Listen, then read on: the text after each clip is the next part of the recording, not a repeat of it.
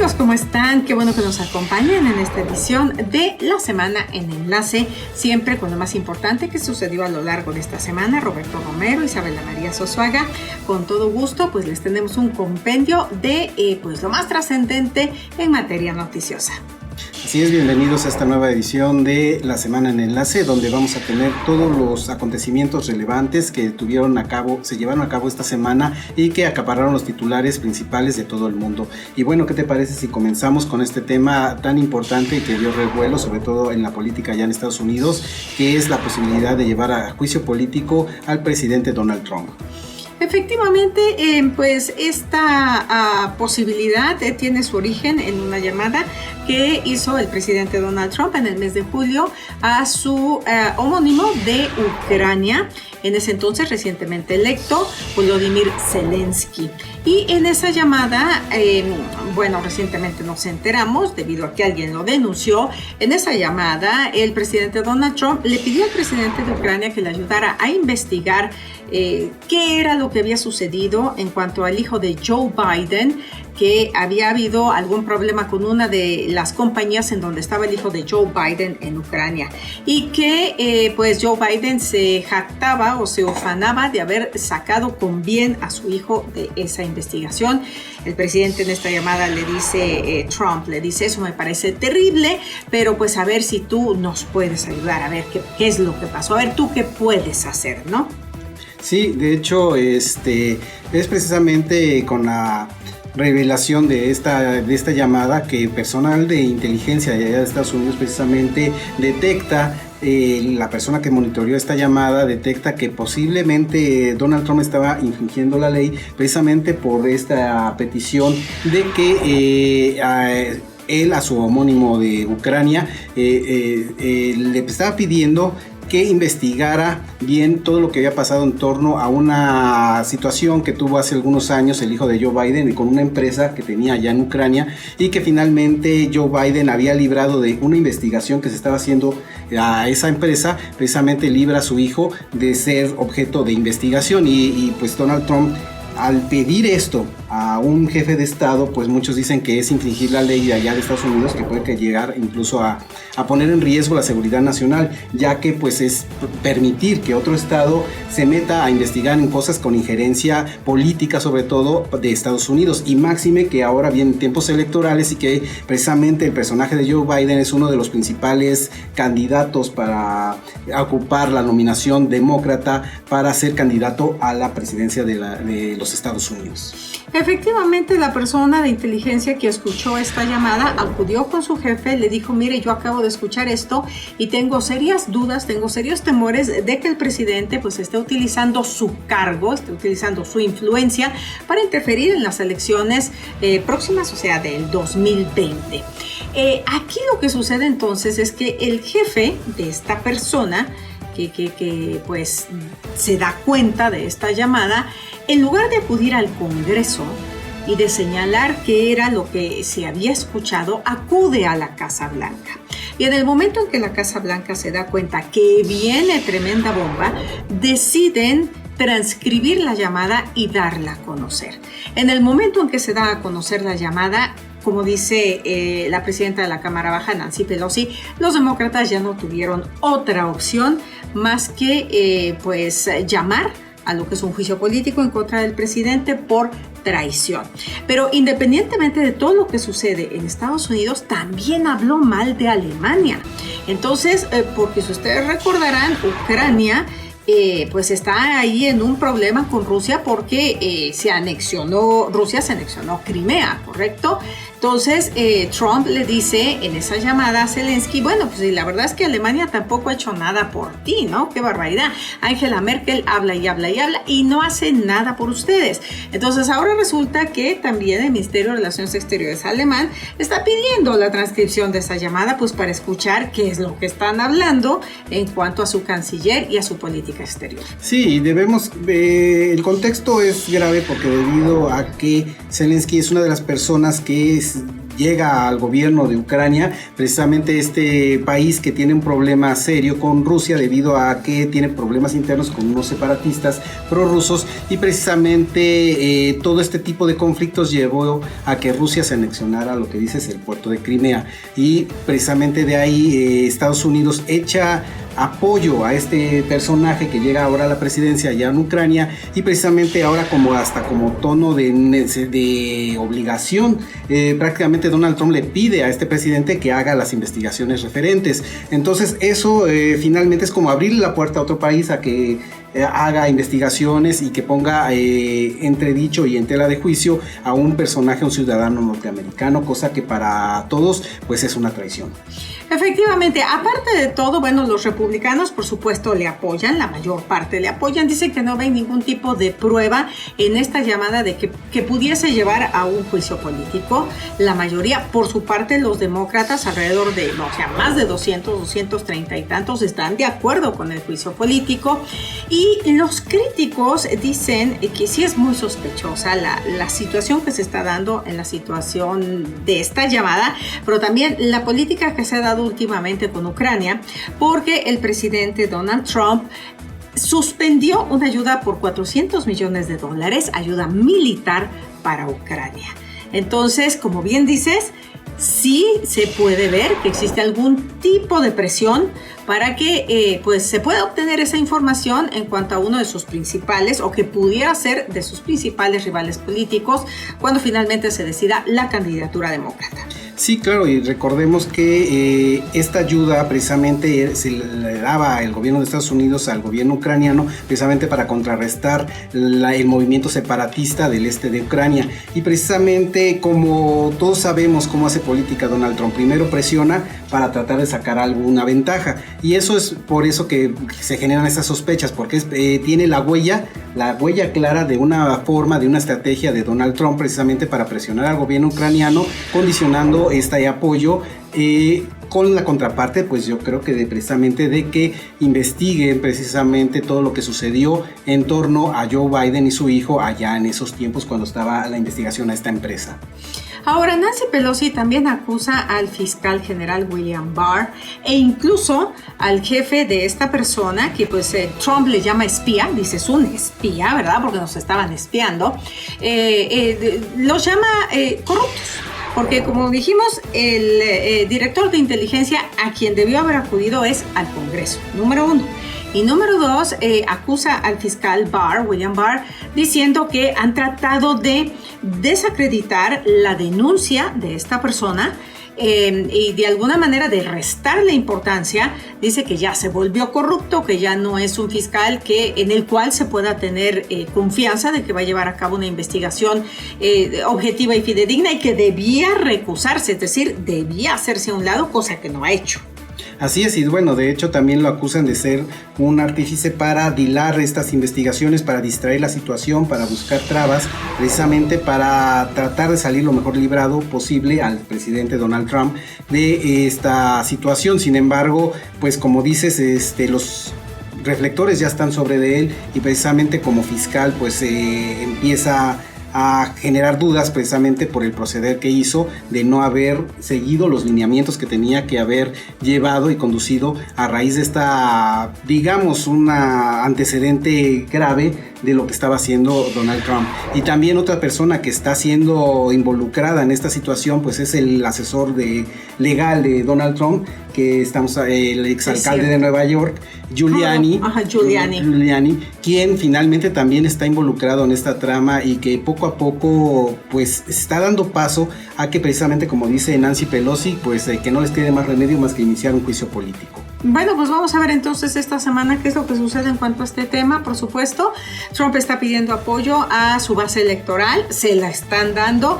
Los republicanos dicen que no hay ninguna prueba que señale que cometió algún tipo de traición a la patria. Sin embargo, pues los demócratas son mayoría, ¿correcto? Así es que sí es muy posible que lleguemos en un momento determinado a la realización de un juicio político. Pero bueno, vamos a ver qué sucede esta semana en cuanto a este tema. Sí, claro, porque de ser darle cauce a este juicio político finalmente puede poner en peligro la reelección de Donald Trump, porque podría quedar fuera de ser elegible como candidato a una reelección. Entonces eso es lo grave, porque ya de hecho de empezar un proceso de juicio político en contra de Donald Trump, automáticamente lo descalifica para buscar una reelección y precisamente abre las puertas a que pues su segundo periodo simplemente no se lleve a cabo.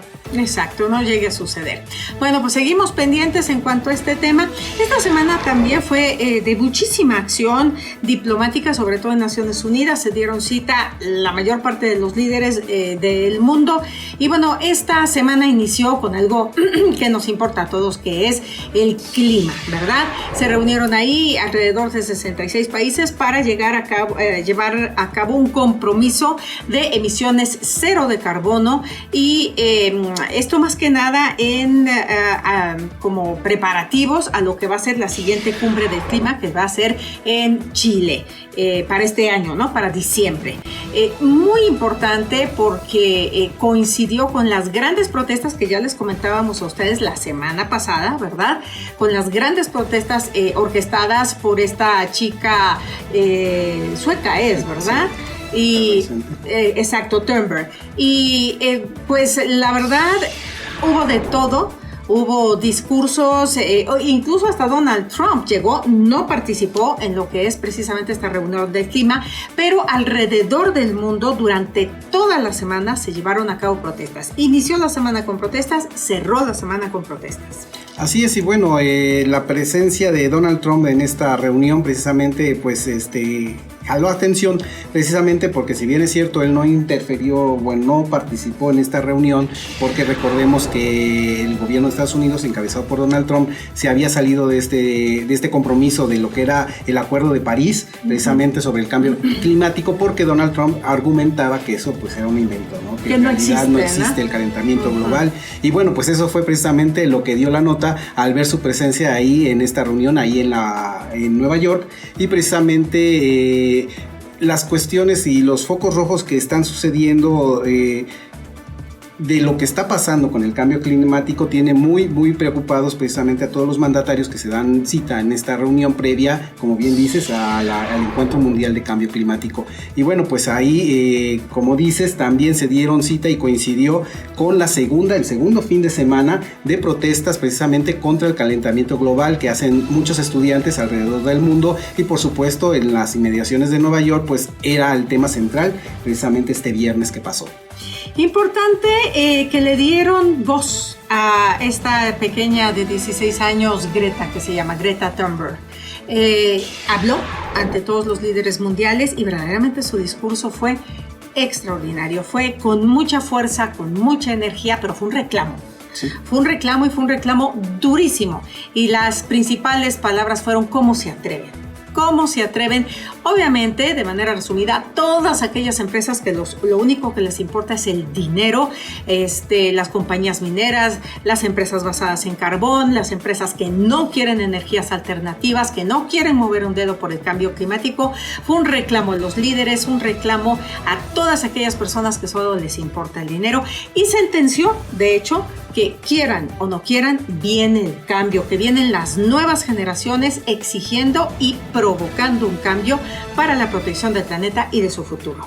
Así es, y de hecho Greta se hizo acreedora precisamente al llamado Premio Nobel Alternativo, precisamente por las movilizaciones. Recordemos que ella inició, ella solita, haciendo una manifestación ahí en su país, enfrente de su parlamento, y bueno, se han ido sumando alrededor del mundo más y más personas a su causa, y eso pues le valió este reconocimiento, debido a que ha sido un movimiento que consideran auténtico y que consideran que finalmente es algo que puede generar cambio, ¿no? Un cambio positivo. Algo también positivo fue que los grandes bancos, Banco Mundial, Banco Interamericano de Desarrollo, grandes organismos no gubernamentales ofrecieron $500 millones para iniciar la reforestación de las selvas tropicales. Por ejemplo, toda esa zona que fue completamente devastada por el fuego de la Amazonía, y aparte para proyectos de desarrollo y todo este tipo en preparativo, ¿verdad? A todo lo que viene más adelante con lo que es el Acuerdo de París, porque bueno, todo eso se va a revisar, como les decimos, en el mes de diciembre. Bueno, quien también dio la nota y no podía faltar es el presidente de Brasil, que la verdad que cuando el señor habla, mete la pata, o sea, siempre la mete. Dijo que la Amazonía ni era el pulmón del mundo, ni estaba completamente quemada. Reclamó que un país por ahí decía que era pues como algo como el pulmón del mundo y que era como patrimonio de la humanidad, refiriéndose a Francia. Dijo que esas eran políticas colonialistas, que nadie podía poner en duda la soberanía y que la Amazonía de Brasil estaba pues en perfecto estado, ¿no? Bueno, por supuesto, afuera todos sus críticos lo llamaron mentiroso, lo llamaron destructor, un peligro para Brasil, mientras el señor estaba en el estrado. Así es, y bueno, es que finalmente, y lo desafortunado de que ha hecho Bolsonaro es precisamente politizar este tema tan preocupante que fue los incendios allá en la Amazonía. Precisamente ahora hasta argumenta, ¿no? Le echa a Venezuela, ¿no? Otro país que también comparte Amazonía, diciendo que pues ellos son de izquierda y que su país sigue muy pobre y que ellos al contrario lo que quieren es mejorar las condiciones económicas de Brasil.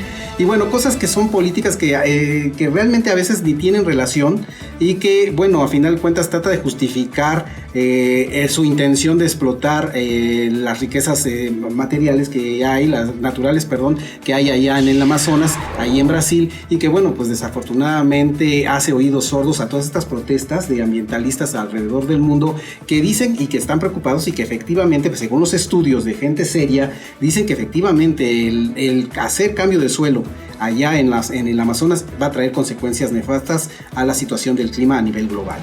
Bueno, pues importante cómo se cierra en lo que es el tema del cambio climático esta semana. Por supuesto vamos a seguir pendientes de este tema y si te parece cambiamos un tema muy importante porque pues este año se cumplieron 5 años ya de la desaparición de los 43 estudiantes de Ayotzinapa el día 26, ¿verdad? El día 26 de septiembre hubo todo tipo de movilizaciones, todo tipo de declaraciones, incluso hubo hasta actos de vandalismo que nada tienen que ver con la protesta digna y justificada de los padres, pero se dieron a conocer cosas importantes, novedades en cuanto al caso. Claro, de hecho, una de las cuestiones principales y que de alguna otra manera ha sido un avance es precisamente retomar desde el inicio, o sea, empezar otra vez prácticamente desde los primeros indicios de todo lo que implicó esta situación de los 43 de Ayotzinapa para precisamente lograr el esclarecimiento de muchos detalles que se dejaron pasar o que dicen que se dejaron pasar en otras líneas de investigación. Y sobre todo ahora el personaje que ha salido tanto a resaltar es tratar de darle nombre y apellido al supuesto o al alias El Patrón. Exacto. Que consideran una pieza fundamental en la investigación, ¿no? ¿Quién es esa persona? Y precisamente porque ahí podría estar la liga que desenrede esta maraña que existe alrededor de este caso y que llegue a los causantes, incluso a los actores intelectuales de esta situación y quienes fueron los que precisamente ordenaron todas estas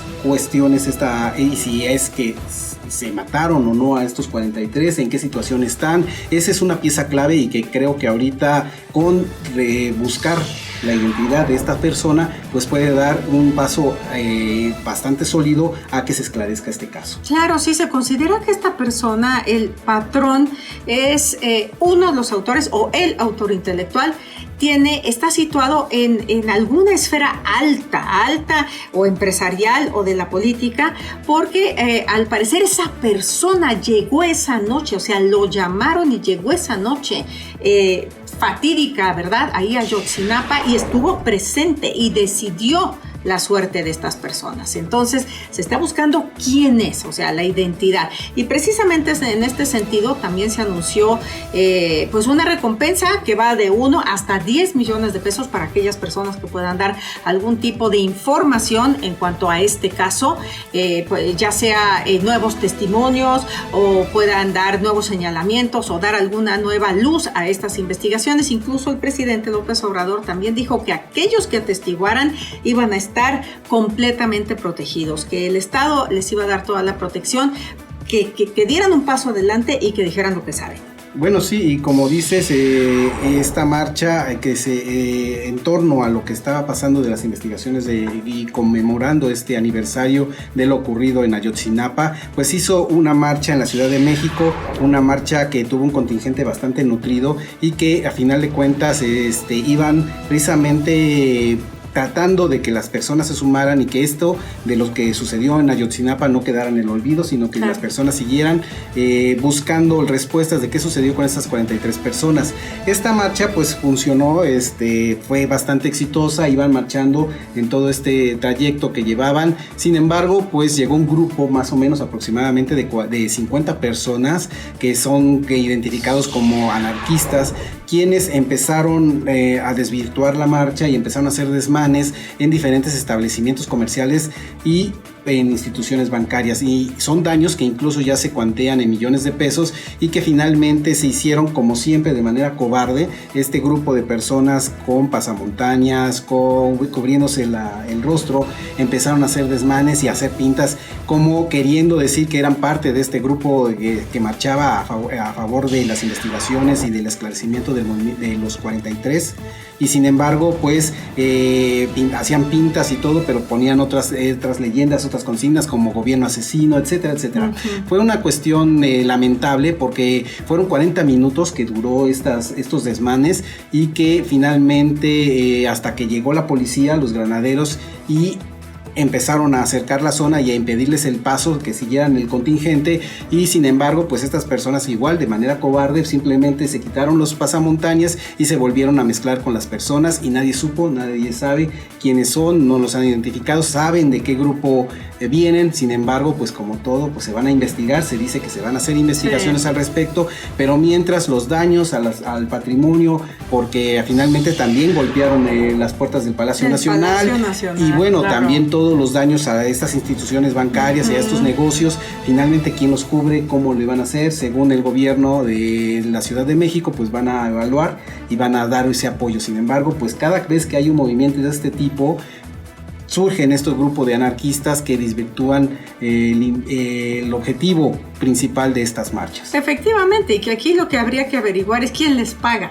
Porque eso es pagado, y eso es totalmente motivado por cuestiones políticas, ¿no? Por otros intereses que nada tienen que ver con las marchas legítimas del pueblo, en este caso, en este día, por la tragedia de los 43, que como bien dices, ellos se deslindaron de esto.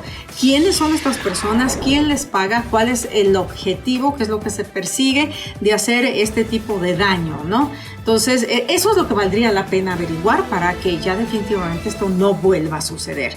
Porque es una auténtica vergüenza que suceden estas cosas en México por un grupo de personas que pues no son anarquistas, porque como decía el presidente López Obrador, el anarquismo es un movimiento que tiene una ideología, es un movimiento que tiene un orden, que tiene una estrategia. No es eso de llegar y tirar y romper y pintar y destrozar. Eso no es anarquía, eso es vandalismo, y eso definitivamente tiene que ser castigado con la cárcel, ¿no? Entonces, bueno, pues vamos a ver qué resulta, si efectivamente estas investigaciones, el presidente dijo que los iban a investigar, ojalá y si se investiguen para que veamos y sepamos quiénes son las personas o los grupos de interés o de poder que están detrás de este tipo de pues actitudes que no deben ser definitivamente. Sí, claro, y sobre todo porque, como dicen muchos críticos al gobierno de López Obrador, pues dicen, pues ¿qué pasó? Pues entonces antes le echaban la culpa a López Obrador, sí, de que era el que estaba detrás de estos movimientos. Ahora resulta que, pues, bueno, evidentemente no ha sido así, porque ahora viene que pues que finalmente también ellos han sido víctimas de esta situación. Bueno, vamos a esperar cuáles son los resultados de estas investigaciones. Como bien dices, antes le echaban la culpa a López Obrador, pues ahora a ver quién es en verdad el que tiene la culpa. Y si les parece, rápidamente vamos a pasar a un tema así por encimita. Si ustedes recuerdan, la semana pasada estábamos todos sumamente, sigue siendo preocupante, pero estábamos muy preocupados por una posible guerra de Estados Unidos contra Irán o Arabia Saudita contra Irán, etcétera. Todo se ha enfriado, como que se ha enfriado un poquito gracias a la participación de Naciones Unidas, pero en esta semana tanto Londres como Francia como Berlín, todos dijeron estar de acuerdo en que Irán sí era el auspiciador de este tipo de ataques, ¿no? Y esto es algo serio porque todo el mundo se había refrenado, no habían dado sus opiniones, pero esta semana sí las dieron. Así es, y bueno, en esta reunión que tuvieron precisamente para ver qué resultados arrojaban las investigaciones de este ataque a esta petrolera, bueno, esta refinería que tenían ahí en Arabia Saudita, pues efectivamente sacaron la conclusión de que el armamento utilizado no solamente era iraní, sino que también había sido orquestado y comandado desde Irán. Bueno, al menos eso es lo que dicen las investigaciones, y precisamente por eso estos países se proclamaron en que finalmente se tiene que ver de qué manera se puede sancionar a Irán por esta situación. Sin embargo, bueno, pues hay que esperar cómo reaccionan finalmente esta situación, y sobre todo Arabia Saudita, porque es el que pide precisamente justicia ante el órgano de las Naciones Unidas. Sí. Y bueno, vamos a ver qué va a suceder. Finalmente tenemos que tomar en cuenta que si es un ataque, como dicen, orquestado por Irán, tenemos que esperar que responda Irán, que hasta por el momento simplemente se ha dedicado a observar, ha dedicado a deslindarse de ese ataque. Y bueno, si están estas pruebas, pues sí es necesario esperar que respondan de esta situación. Finalmente ellos van a tener que decir una versión, van a tener que decir qué sucedió efectivamente, y bueno, yo creo que de eso dependen todas las situaciones, hacia dónde va a ir encaminado la respuesta precisamente de Arabia Saudita y por supuesto de sus aliados. Claro, y también ver qué es lo que concluye Naciones Unidas, ¿no? Que recordemos que envió sus expertos para realizar una investigación independiente. Así es que vamos a esperar a ver qué sucede a lo largo de la semana en cuanto a este tema. Y cerramos esta edición con algo que marcó la semana y que es especialmente doloroso para nuestro país, para México, porque, bueno, como ustedes saben, falleció el sábado el príncipe de la canción, José José. Y, bueno, pues homenajes por todas partes, homenajes sumamente sentidos, pésames por todas partes, porque fue pues independientemente de un intérprete extraordinario, el mejor para muchas personas o de los mejores para otras en nuestro país, de pues balada romántica básicamente, independientemente de eso era una persona sumamente querida por el pueblo de México. Así es, bueno, finalmente es uno de los íconos de la música romántica de nuestro país, ya que la interpretación memorable de El Triste, que finalmente ha cautivado generaciones, muchas generaciones de nuestro país y en el extranjero, y que finalmente dejó esa huella finalmente del talento que hay en el pueblo mexicano, sobre todo porque recordemos cómo fue la historia de El Príncipe de la Canción, cómo fue su talento llevándolo a escenarios internacionales y precisamente a ganarse ese mote del Príncipe de la Canción, precisamente por la maestría que tenía al momento de interpretar estas canciones, estas baladas románticas, que sin lugar a dudas forman parte de ese acervo musical que tiene nuestro país tan rico, que ha exportado a otras partes del mundo, y que bueno, finalmente pues es uno de los íconos que se van y que finalmente es irreparable y tiene al pueblo de México pues triste, porque finalmente era uno de los baluartes que todavía disfrutábamos. Y bueno, pues muy querido el pueblo de México, porque como sabemos tuvo una vida difícil, una vida complicada, que siempre estuvo cerca del pueblo. Entonces era como si México también participara de la vida de José José, de sus caídas o de sus éxitos o de todo lo que pues él iba viviendo y que iba compartiendo con todos nosotros. Claro está, pues estamos muy tristes, perdemos un grande, una leyenda, se vuelve hoy una leyenda de la canción, y que como todos los grandes en México, con todo ese talento que tienen, permanecerán por siempre, ¿verdad? Así es, bueno, pues que en paz descanse José José. Y nos despedimos, que pasen una excelente semana. Los esperamos para la próxima edición de La Semana en Enlace. Buenas noches. Hasta luego.